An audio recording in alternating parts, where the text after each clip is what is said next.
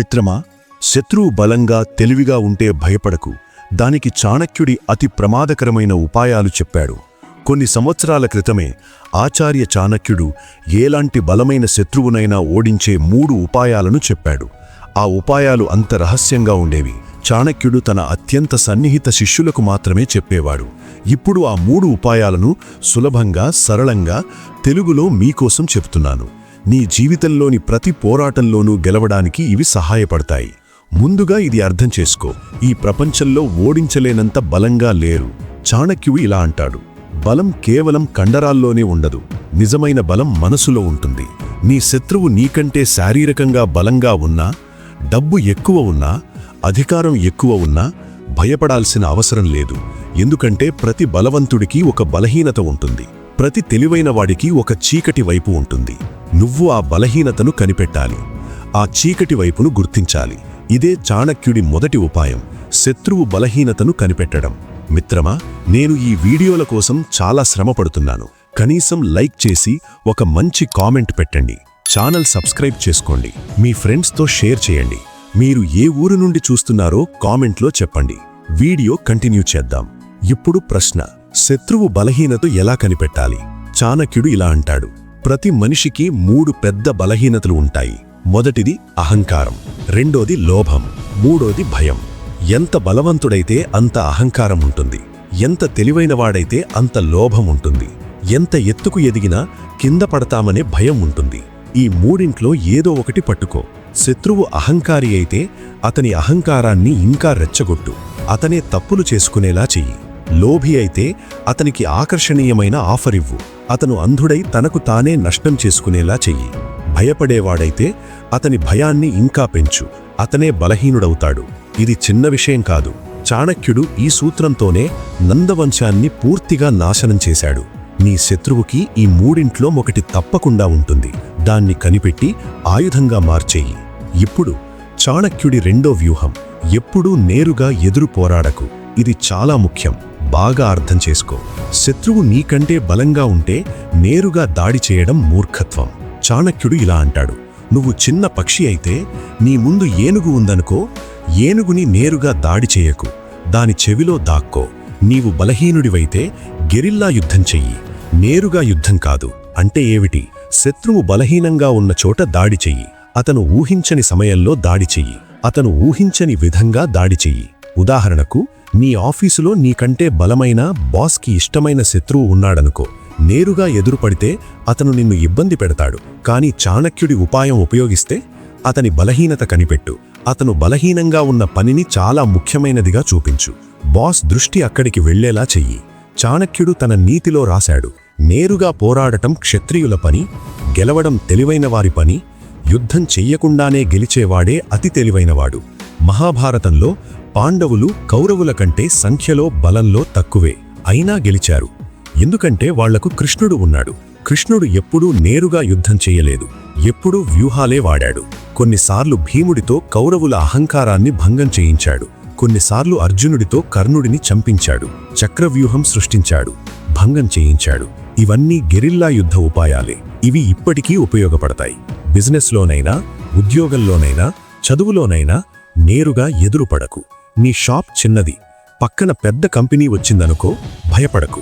వాళ్ళు ఇవ్వలేని సర్వీసు ఇవ్వు, వాళ్ల దగ్గర లేని ప్రాడక్ట్ అమ్ము, కస్టమర్లతో గట్టి సంబంధం పెట్టుకో. ఇదే గెరిల్లా యుద్ధం. ఇదే చాణక్యుడి రెండో ఉపాయం: బలంతో బలాన్ని ఎదుర్కోకు, బుద్ధితో బలాన్ని ఓడించు. ఇప్పుడు అతి ముఖ్యమైన చాణక్యుడి మూడో అతి రహస్య ఉపాయం: శత్రువుని చీలిదీయి పాలించు. ఈ ఉపాయంతోనే చాణక్యుడు భారతదేశాన్ని ఏకం చేశాడు. బ్రిటిష్ వాళ్లు భారతదేశాన్ని పాలించడానికి ఈ ఉపాయమే వాడారు. ఇప్పటికీ ఇది అంతే పవర్ఫుల్. శత్రువు బలంగా ఉంటే అతన్ని ఒంటరిగా చెయ్యి, అతనికి టీముంటే అతని సపోర్టర్లను వేరు చెయ్యి, అతను ఆటోమేటిక్గా బలహీనుడవుతాడు. చాణక్యుడు నందరాజుకి ఇదే చేశాడు. నందుడి మంత్రులను తన వైపు తిప్పాడు, సైనికులకు కోపం తెప్పించాడు, ప్రజలకు అతని మీద కోపం తెప్పించాడు. నందుడు ఒంటరిగా మిగిలాక సులభంగా ఓడించాడు. నీ జీవితంలో ఎలా వాడతావు? నీ స్కూల్ లేదా కాలేజీలో ఒక గ్యాంగ్ ఉందనుకో, వాళ్ల లీడర్ బలంగా ఉన్నాడు, ఎందుకంటే అతనికి చాలా మంది సపోర్టు ఉంది. నేరుగా ఎదురుపడకు, కానీ వాళ్ల స్నేహితులతో స్లోగా స్నేహం పెంచు. వాళ్లకు అతని లీడర్ వాళ్లను ఉపయోగిస్తున్నాడని అర్థమయ్యేలా చెయ్యి. వాళ్లకు నీతో ఉంటే మంచిదని చూపించు. ఒక్కొక్కడు వేరవుతుంటే లీడర్ ఆటోమేటిక్గా బలహీనుడవుతాడు. ఇదే డివైడ్ అండ్ రూల్. చాణక్యుడు ఇలా అంటాడు, శత్రువుని బ్రేక్ చెయ్యాలంటే అతని లోపల చీలికలు సృష్టించు. మొదట అతని సన్నిహితులకు ప్రయోజనాలు చూపించు. నీతో ఉంటే వాళ్లకు మంచిదని ఒప్పించు. రెండోది, అతని సపోర్టర్లలో అనుమానాలు రేపు. లీడర్ వాళ్లను మోసం చేస్తున్నాడని నమ్మేలా చెయ్యి. మూడోది, అతని టీంలో వేరువేరు గ్రూపులు సృష్టించు. వాళ్లకు వేరువేరు విషయాలు చెప్పి వాళ్లల్లో గొడవలు రేపు. ఒకసారి లోపల గొడవలు మొదలైతే వాళ్లు బలహీనులవుతారు. నువ్వు ఏమీ చెయ్యక్కర్లేదు. ఈ మూడూ కలిపి ఉపయోగిస్తే ఎంత బలమైన శత్రువైనా పడిపోతాడు. కానీ ఇవి అమలు చేయడం సులభం కాదు. శత్రువు బలంగా ఉంటే ఓడించడానికి టైం పడుతుంది. ఒక రోజులో కాదు, ఒక నెలలో కాదు, సంవత్సరాలు పట్టొచ్చు. కానీ నీవు ఈ మూడు ఉపాయాలను నిరంతరం వాడుతూ ఉంటే ఒకరోజు విజయం నీదే అవుతుంది. ఇప్పుడు ఈ మూడింటిని ఎలా కలిపి ఉపయోగించాలో చెప్తాను. మొదట శత్రువు బలహీనత కనిపెట్టు. అహంకారమా, లోభమా, భయమా? తర్వాత గెరిల్లా యుద్ధానికి సిద్ధం కావాలి. నేరుగా ఎదురుపడకు. బలహీనత ఉన్న చోట దాడి చెయ్యి. అదే సమయంలో అతని టీంలో చీలికలు సృష్టించు. సపోర్టర్లను వేరు చెయ్యి. అనుమానాలు రేపు. నీవైపు తెచ్చుకో. ఈ మూడు ఒకేసారి జరిగితే ఎంత బలమైన శత్రువైనా కూలిపోతాడు. ఇది చాణక్యుడి గ్యారంటీ. కానీ జాగ్రత్త, ఈ ఉపాయాలు అమలు చేసేటప్పుడు చాలా జాగ్రత్తగా ఉండాలి. చాణక్యుడు ఇలా అంటాడు, నీ ప్లాన్ ఎవరికీ చెప్పకు. నిశ్శబ్దంగా పనిచెయ్యి. నువ్వు బలహీనుడివైనా కనిపించినా పర్లేదు. మరో ముఖ్యమైన విషయం, ఈ ఉపాయాలు చేసేటప్పుడు భావోద్వేగాలకు లొంగకు. కోపం, ద్వేషం, పగ ఇవన్నీ నీకు అతిపెద్ద శత్రువులు. చాణక్యుడు అంటాడు, భావోద్వేగాలతో నిర్ణయాలు తీసుకుంటే ఓడిపోతావు. కూల్గా ఆలోచించు. ప్రతి అడుగు జాగ్రత్తగా వెయ్యి. నీ లక్ష్యం శత్రువుని ఓడించడం కాదు, పగ తీర్చుకోవడం కాదు, గెలవడమే. భావోద్వేగాలను అధిగమించినప్పుడే నిజమైన విజయం వస్తుంది. ఇప్పుడు ఈ ఉపాయాలు ఎక్కడెక్కడ ఉపయోగపడతాయో చూద్దాం. మొదటిది నీ ఉద్యోగం. ఆఫీసులో ఎవరైనా నిన్ను కింద పెట్టడానికి, ప్రమోషన్ ఆపడానికి, బాస్ని నీ మీదకు తిప్పడానికి ట్రై చేస్తున్నారా? ఈ మూడు ఉపాయాలు వాడు. అతని బలహీనత కనిపెట్టు. గెరిల్లా స్టైల్లో అతని పనిలో సమస్యలు సృష్టించు. అతని సహోద్యోగులను నీ వైపు తెచ్చుకో. స్లోగా అతను బలహీనుడవుతాడు. రెండోది నీ బిజినెస్. పెద్ద కంపెనీ నీ బిజినెస్ని నాశనం చేయడానికి, కస్టమర్లను తీసుకెళ్లడానికి, మార్కెట్ నుండి బయటకి తోసేస్తోందా? భయపడకు. ఆ కంపెనీ బలహీనత కనిపెట్టు. సర్వీస్ బాగుండకపోవడం, ధర ఎక్కువ, సిబ్బంది అసంతృప్తి. ఆ బలహీనత మీద దాడి చెయ్యి. నువ్వు బెటర్ సర్వీస్ ఇవ్వు, తక్కువ ధర పెట్టు, నీ సిబ్బందిని సంతోషంగా ఉంచు.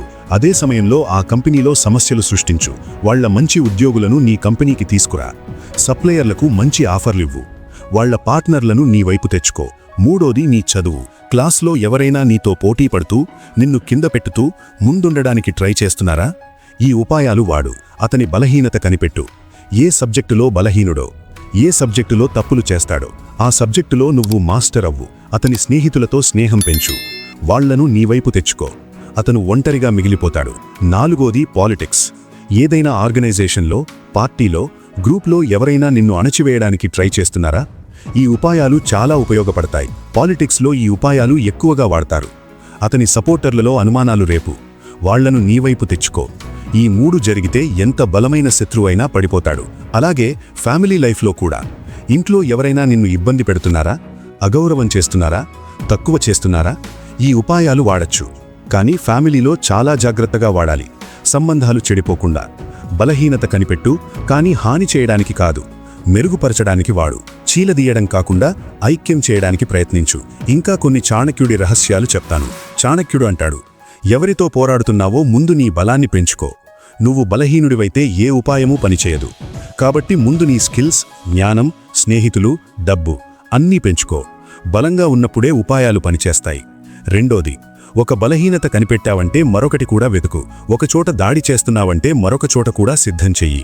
ఒకరిని ఒంటరి చేస్తున్నావంటే మరొకరిని కూడా గమనించు. ఎప్పుడూ బ్యాకప్ ప్లాన్ ఉంచు. మూడోది, శత్రువుని ఎప్పుడూ తక్కువ చేసి అంచనా వేయకు. చాణక్యుడు అంటాడు, అహంకారం అతిపెద్ద శత్రువు. నీ శత్రువు బలహీనుడని అనుకుంటే ఓడిపోతావు. ఎప్పుడూ అతన్ని నీకంటే బలవంతుడిగా భావించి సిద్ధం కావాలి. ఓవర్ ప్రిపేర్ అయితే విజయం ఖాయం, కేర్లెస్ అయితే ఓటమి ఖాయం. నాలుగోది, సమయం తెలుసుకో. కొన్నిసార్లు దాడి చేయాల్సిన సమయం, కొన్నిసార్లు వెయిట్ చేయాల్సిన సమయం, ముందుకు వెళ్లాల్సిన సమయం, వెనక్కి తగ్గాల్సిన సమయం. తప్పు సమయంలో దాడి చేస్తే ఓడిపోతావు. సరైన సమయంలో దాడి చేస్తే యుద్ధంలో గెలిచినట్టే. ఐదోది, ఎప్పుడూ కూల్గా ఉండు. చాణక్యుడు అంటాడు, కోపంతో మనిషి అంధుడవుతాడు, భయంతో బలహీనుడవుతాడు, సంతోషంతో నిర్లక్ష్యుడవుతాడు. ఎప్పుడూ బ్యాలెన్స్లో ఉండు. కోపం తక్కువ, భయం తక్కువ, సంతోషం తక్కువ. మధ్య మార్గం వాడు. కూల్గా ఆలోచించి నిర్ణయాలు తీసుకో. అప్పుడే సరైన నిర్ణయాలు తీసుకోగలవు. ఇప్పుడు ఈ ఉపాయాలు వాడేటప్పుడు ఏ తప్పులు చేయకూడదో చెప్తాను. మొదటి తప్పు, హడావిడి చేయడం. చాలామంది ఈ ఉపాయాలు వినగానే వెంటనే అమలు చేసి తప్పులు చేస్తారు. ఈ ఉపాయాలు స్లోగా పనిచేస్తాయి. పేషెన్స్ ఉంచు. హడావిడి చేస్తే ప్లాన్ బయటపడి ఫెయిల్ అవుతుంది. రెండో తప్పు, అందరికీ చెప్పడం. చాలామంది తమ ప్లాన్ ఫ్రెండ్స్కి, ఫ్యామిలీకి చెప్పేస్తారు. ఏదో ఒకటి శత్రువు చెవికి వస్తుంది. చాణక్యుడు అంటాడు, నీ ప్లాన్ నీ దగ్గరే ఉంచు, ఎవరికీ చెప్పకు. సక్సెస్ అయ్యాక అందరికీ తెలుస్తుంది. మూడో తప్పు, మధ్యలో వదిలేయడం. ఉపాయాలు చేస్తుంటే కొన్నిసార్లు ఏమీ జరగడం లేదనిపిస్తుంది. శత్రువు అలాగే ఉంటాడు. నీ శ్రమ వృధా అనిపిస్తుంది. కానీ వదులుకోకు. చాణక్యుడంటాడు, చివరి వరకు ఓపిక పాటించేవాడే గెలుస్తాడు. నాలుగో తప్పు, తనను తాను మర్చిపోవడం. శత్రువుని ఓడించడంలో బిజీ అయ్యి ఆరోగ్యం, ఫ్యామిలీ, పని మర్చిపోతారు. అది తప్పు.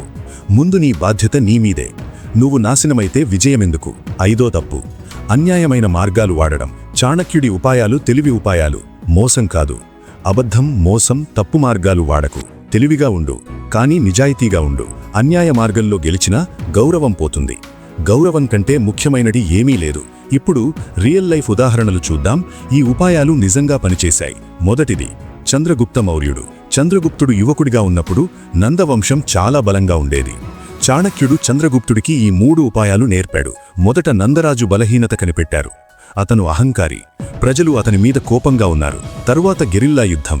నేరుగా రాజుని దాడి చేయకుండా చిన్న చిన్న ప్రాంతాలు గెలుచుకుని సైన్యం పెంచారు. అదే సమయంలో నందుడి మంత్రులు, జనరల్స్లో చీలికలు సృష్టించి వాళ్లను తమ వైపు తెచ్చుకున్నారు. చివరికి నందుడు ఒంటరిగా మిగిలాక చంద్రగుప్తుడు సులభంగా గెలిచి భారతదేశ రాజు అయ్యాడు. మరొక ఉదాహరణ, శివాజీ మహారాజ్. మొఘలులు చాలా బలంగా ఉన్నారు. శివాజీ కూడా చాణక్యుడి ఉపాయాలే వాడాడు.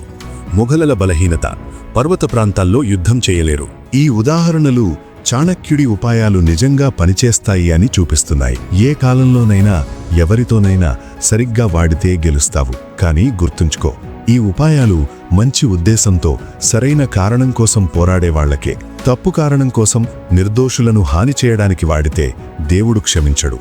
నువ్వు ఓడిపోతావు. ఇప్పుడు ఈ ఉపాయాలు వాడేటప్పుడు గుర్తుంచుకోవాల్సినవి. మొదటిది, ఎప్పుడూ సిద్ధంగా ఉండు. చాణక్యుడంటాడు, యుద్ధభూమి ఎప్పుడైనా, ఎక్కడైనా ఏర్పడచ్చు. కాబట్టి నీ జ్ఞానం, ఫిట్నెస్, స్నేహితులు, నెట్వర్క్ ఎప్పుడూ పెంచుతూ ఉండు. సిద్ధంగా ఉంటే శత్రువు ఆకస్మికంగా ఓడించలేడు. రెండోది, ఎప్పుడూ నేర్చుకుంటూ ఉండు. ప్రపంచం మారుతోంది, ప్రజలు మారుతున్నారు, ఉపాయాలు మారుతున్నాయి. ఈ రోజు పనిచేసేది రేపు పనిచేయకపోవచ్చు. కాబట్టి కొత్తవి నేర్చుకో. పుస్తకాలు చదువు, అనుభవజ్ఞులను కలువు, తప్పుల నుండి నేర్చుకో. మూడోది, ఎప్పుడూ నిజాయితీగా ఉండు. మళ్ళీ చెప్తున్నాను, ఇది చాలా ముఖ్యం. చాణక్యుడి ఉపాయాలు తెలివి మార్గాలు, మోసం కావు. తెలివిగా ఉండు, కానీ నిజాయితీ పాటించు. నీ నిజాయితీ నీ అతిపెద్ద బలం. నాలుగోది, ఒక యుద్ధం గెలిచాక అంతా అయిపోయిందని అనుకోకు. జీవితంలో యుద్ధాలు అంతం కావు. ఒక శత్రువు పోతే మరొకడొస్తాడు. కాబట్టి ఎప్పుడూ నెక్స్ట్ బ్యాటిల్కి సిద్ధం కావాలి. నీ ఉపాయాలు మెరుగుపరచు, నీ బలహీనతలను సరిచేయి, నీ బలాలను పెంచు. ఇప్పుడు ఈ ఉపాయాల నిజమైన రహస్యం చెప్తాను. ఒకటి, నిన్ను నువ్వు తెలుసుకోవడం. చాణక్యుడంటాడు, తనను తాను తెలియనివాడు ఇతరులను ఎలా తెలుసుకుంటాడు, ఇతరులకు తెలియకుండా ఎలా ఓడిస్తాడు. కాబట్టి మొదట నిన్ను నువ్వు అర్థం చేసుకో, తరువాత ఇతరులను అర్థం చేసుకో. అప్పుడే ఓడించగలవు. రెండో రహస్యం, ప్రకృతి నుండి నేర్చుకో. చాణక్యుడంటాడు, ప్రకృతి అతి గొప్ప గురువు. నీళ్లు ఎలా కఠినమైన రాయిని కూడా కోసేస్తాయో చూడు. నిరంతరం పడుతూ ఉంటే చిన్న చిన్న బొట్లు ఎలా భారీ భారాన్ని ఎత్తుతాయో చూడు. కష్టపడి, అంకిత భావంతో. సింహం ఎలా ఆహారం కోసం వెయిట్ చేస్తుందో చూడు. ఓపికతో, సరైన టైంతో. ప్రకృతి నుండి నేర్చుకుని నీ జీవితంలో అమలు చెయ్యి. కష్టపడు, ఓపిక పాటించు, సరైన సమయం కోసం వెయిట్ చెయ్యి. విజయం నీదే అవుతుంది. మూడో రహస్యం, బ్యాలెన్స్ ఉంచు. చాణక్యుడంటాడు, చాలా మృదువుగా ఉండటం తప్పు, చాలా కఠినంగా ఉండటం తప్పు. మధ్య మార్గం వాడు. పరిస్థితి బట్టి కొన్నిసార్లు మృదువుగా, కొన్నిసార్లు కఠినంగా ఉండు. ప్రేమతో పని అయితే ప్రేమ చూపు.